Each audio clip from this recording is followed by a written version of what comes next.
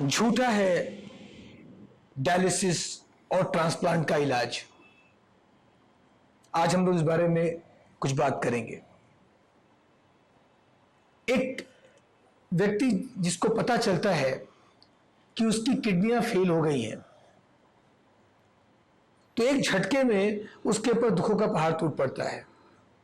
और उसे दूसरा झटका तब लगता है जब उसका नेफ्रोलॉजिस्ट है, उसका डॉक्टर उसको बताता है कि भाई इसका कोई इलाज नहीं है, सिर्फ डायलिसिस या ट्रांसप्लांट ही इसका आखिरी रास्ता है। कई बार तो डॉक्टर कहते हैं कि भाई आप किडनी की तलाश शुरू करो, डोनर की तलाश शुरू करो और ट्रांसप्लांट की तैयारी शुरू कर दो, भले उसका क्रिएटिनिन लेवल 2-3 के आसपास ही हो। आज एक बहुत बड़े झूठ से हम पर्दा उठाएंगे और आपको बताएंगे कि आखिर क्या है डायलिसिस और क्या है ट्रांसप्लांट का इलाज। क्या ये वास्तव में इलाज है? क्या इससे कोई ठीक होता है? नहीं। चलिए शुरू करते हैं। शुरुआत करते हैं डायलिसिस से। क्या है डायलिसिस? डायलिसिस एक मशीनी प्रक्रिया है जिसमें किडनी का काम मशीन से किया जाता है। डायलिसिस की मशीन के द्वारा खून को छाना जाता है, यूरिया क्रिएटिनिन की मात्रा कम कर दी जाती है। एज यू नो, आपको अच्छे से पता है। लेकिन कुछ ही समय के बाद अगले दिन से ही क्रिएटिनिन लेवल फिर से बढ़ना शुरू हो जाता है। क्यों? क्योंकि किडनी काम नहीं करती। जी हां, डायलिसिस के इलाज में आपकी किडनी कतई ठीक नहीं होती। यह सिर्फ एक टेम्पररी प्रक्रिया है।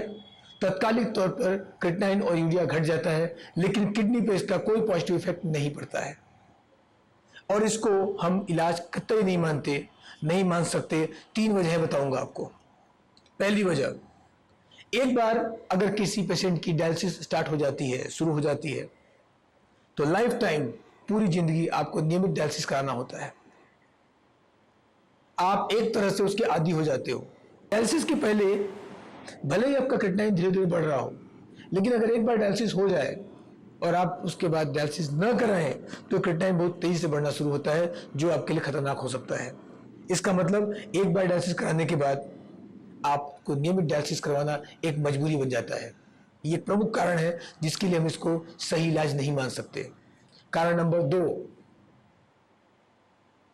हर डायलिसिस के साथ यूरिया और क्रिएटिनिन तो कम होता ही है, साथ ही साथ शरीर के कुछ जरूरी तत्व भी शरीर से छन के निकल जाते हैं, जैसे कि हमारे बॉडी के इलेक्ट्रोलाइट, प्रोटीन, ब्लड वगैरह वगैरह। इसका परिणाम यह होता है कि डायलिसिस करा रहा किडनी पेशेंट दिन पर दिन कमजोर होता चला जाता है और ऐसे पेशेंट्स की लाइफ या क्वालिटी ऑफ लाइफ बहुत कम होती है। हम पाते हैं कि कुछ ही सालों में ऐसे पेशेंट डेथ कर जाते हैं और वजह किडनी की समस्या नहीं होती, बल्कि एक्सेस वीकनेस या कमजोरी होती है। इसलिए हम इसको उपचार नहीं मानते। और डायलिसिस को उपचार न मानने की तीसरी सबसे बड़ी वजह है कि हर साल डायलिसिस कराने में और उसके साथ की दवाइयों में लाखों रुपए का खर्च आता है। सामान्य आदमी, मिडिल क्लास आदमी, गरीब आदमी के लिए संभव नहीं है कि वो नियमित डायलिसिस करा सके, और अगर वो करा भी पाता है उसके बाद भी उसकी किडनी ठीक नहीं होती। यानी हर साल लाखों खर्च करने के बाद आपके किडनी ठीक होने की कोई चांस नहीं होता। ये इलाज नहीं है, ये सिर्फ एक धोखा है जो आज हमारे देश के लाखों करोड़ों किडनी पेशेंट्स को दिया जा रहा है। दूसरा इलाज जिसका मैंने अभी बात किया, ट्रांसप्लांट। क्या ट्रांसप्लांट कोई सटीक उपचार है? जी नहीं, यह भी एक धोखा है। ट्रांसप्लांट को हम कोई सटीक इलाज नहीं मानते, हम इसको धोखा मानते हैं। क्यों? पहला कारण, आपके लिए किडनी डोनर को ढूंढना एक बहुत ही टफ, बहुत ही मुश्किल काम होता है। और अगर आप किडनी डोनर को ढूंढ भी लेते हैं तो किडनी का मैच करना जरूरी है। किडनी मैच भी कर जाती है तो एक बहुत ही खर्चीला और बहुत ही ज्यादा लीगल फॉर्मेलिटीज वाला प्रोसेस है जो हर किसी के बस का नहीं है। अगर आप ये सब कुछ कर लेते हैं तो फाइनली आप ये पाते हैं कि किडनी ट्रांसप्लांट में सक्सेस की कोई गारंटी नहीं है। बहुत सारे केसेस में ट्रांसप्लांट सफल नहीं होता।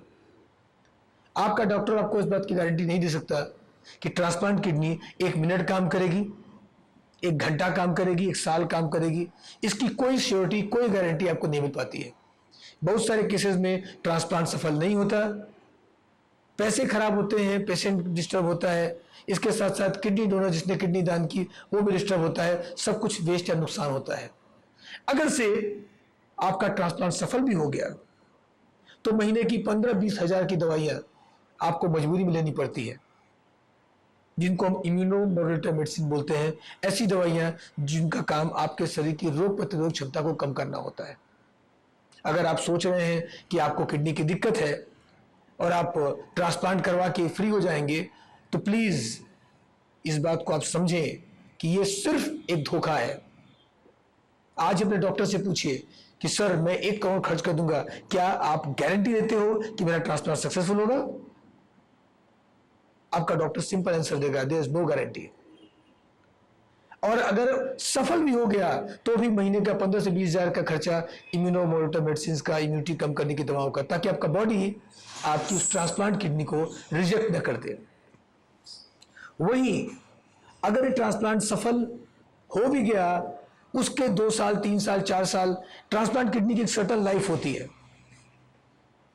उस सर्टन लाइफ के बाद, वो लाइफ 2 साल हो, 5 साल हो, डोंट नो, 10 साल हो, पता नहीं, उस पर्टिकुलर टाइम के बाद ट्रांसप्लांट किडनी फिर से खराब होने लगती है। परिणाम, दोबारा से डॉक्टर आपको डायलिसिस की सलाह देते हैं और या फिर ट्रांसप्लांट कराने की राय देते हैं। अपने आसपास में आप देखेंगे तो बहुत सारे ऐसे मरीजों से मिलेंगे जिनका ट्रांसप्लांट हो चुका है, फिर भी डायलिसिस चल रही है। तो अगर फिर से डायलिसिस कराना है या दोबारा ट्रांसप्लांट कराना है तो फिर जरूरत क्या है हम ट्रांसप्लांट की प्रोसीजर पे जाए? ये एक धोखा है। ये जो सबसे प्रमुख इलाज है डायलिसिस और ट्रांसप्लांट, जिसके बारे में आज चर्चा होती है, आपका नेफ्रोलॉजिस्ट इजीली बोलता है कि डायलिसिस शुरू कर दो। आपका क्रिएटिनिन 1.5 भी अगर पहुंच जाए तो आपके डॉक्टर को पता है कि करना तो डायलिसिस ही है अभी, और चाहे 1-2 साल बाद। वो वेट करते हैं, सिम्टम के बेस पे मेडिसिन देते रहते हैं और इंतजार करते हैं कि क्रिएटिनिन 4, 5, 6 क्रॉस हो और डायलिसिस स्टार्ट कर दें। यही कहानी हर एक पेशेंट के साथ होती है। आप कंफ्यूज होते हो कि शायद मैं एक बहुत बड़े हॉस्पिटल में जाऊंगा, मैं एम्स में जाऊंगा तो मेरा किडनी ठीक हो जाएगा, लेकिन आज तक न किसी की किडनी ठीक हुई है एलोपैथ के अंदर और न हो सकती है। ठीक है, तो बस सिंपल सी बात मैं कहना चाहूंगा कि डायलिसिस और ट्रांसप्लांट सिर्फ एक धोखा है, ये कोई इलाज नहीं है। अगर वास्तव में किडनी का इलाज चाहिए तो एक ही रास्ता है, वो है आयुर्वेद। आयुर्वेद ही आपकी किडनी को रिजेनरेट कर सकता है और आपको एक स्वस्थ जिंदगी दे सकता है। अगर आपको जानकारी अच्छी लगी हो तो इसे लाइक और शेयर जरूर करें। धन्यवाद।